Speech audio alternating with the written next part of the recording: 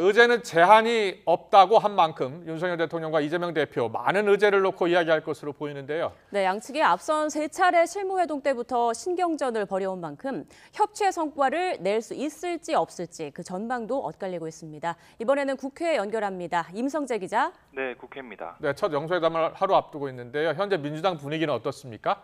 네, 내일 영수회담에서 이재명 대표가 내세울 의제와 발언 수위에 주목하는 전망들이 많습니다.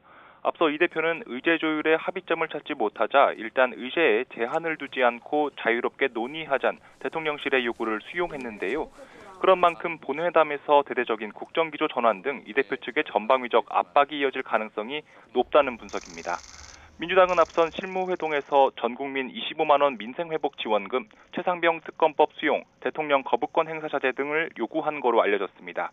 대통령실은 첫 만남 자체에 의미를 두는 분위기지만 이 대표가 이 같은 현안을 언급할 가능성이 적지 않습니다. 또 국회에서 여야 간 의견 차이가 컸던 이태원 참사 특별법이나 전세사기 특별법 개정안 등도 논의될 수 있습니다. 민주당 핵심 관계자는 YTN과 통화에서 오늘 회담과 관련한 별도 회의를 열진 않지만 의제에 대한 이 대표의 고심이 이어지고 있다고 전했습니다. 이 밖에 윤 대통령은 민주당의 협조가 없이는 임명이 어려운 한덕수 국무총리의 후임 인선과 관련해 야당의 조언을 구할 가능성도 있습니다.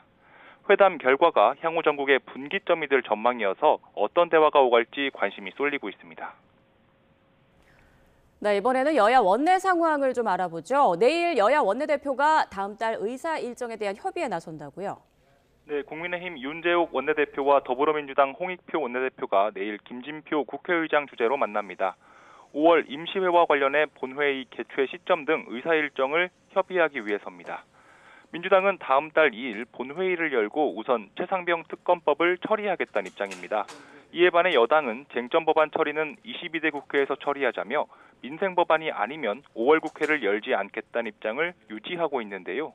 국민의힘 김민수 대변인은 오늘 논평에서 민주당이 총선 승리에 도취한 나머지 또다시 의회 독재를 예고하고 나섰다고 맹비난했습니다. 하지만 민주당이 이미 5월 국회 소집 요구서를 제출했고 다음 달 2일과 28일 본회의 개의를 추진 중인 상황입니다.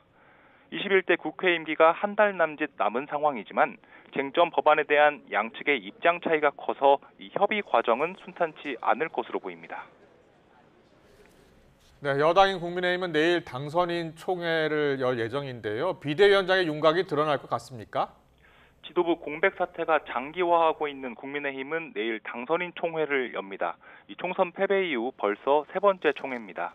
핵심은 전당대회 전까지 당을 이끌어 나갈 비상대책위원장의 윤곽이 드러날지입니다. 앞서 당대표 권한대행을 맡은 윤재욱 원내대표는 자신이 직접 위원장직을 맡진 않는 대신 비대위원장을 선임하기로 했는데요. 이 물밑 접촉 중인 당 중진들이 잇따라 고사하며 구인난을 겪은 것으로 알려졌습니다. 말 그대로 정식 지도부를 뽑기 전 2달여 기간 동안 중간 단계 성격이 크기 때문입니다. 하지만 당 핵심 관계자는 통화에서 이 다음 달 3일이면 윤 원내대표의 임기가 끝나는 만큼 내일 중으로 최대한 결론을 내리려고 노력하고 있다고 밝혔습니다. 비대위원장 선임이 더 뒤로 늦춰질 가능성에는 일단은 선을 그은 겁니다.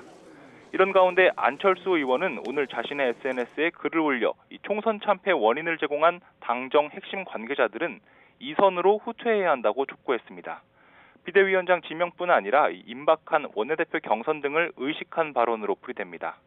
특히 유력 원내대표 후보로 거론되는 친윤 이철규 의원을 겨냥했다는 분석도 나옵니다. 안 의원은 건설적인 당정 관계를 구축할 원내대표와 당대표를 선출해야 한다고 강조했습니다. 지금까지 국회에서 전해드렸습니다.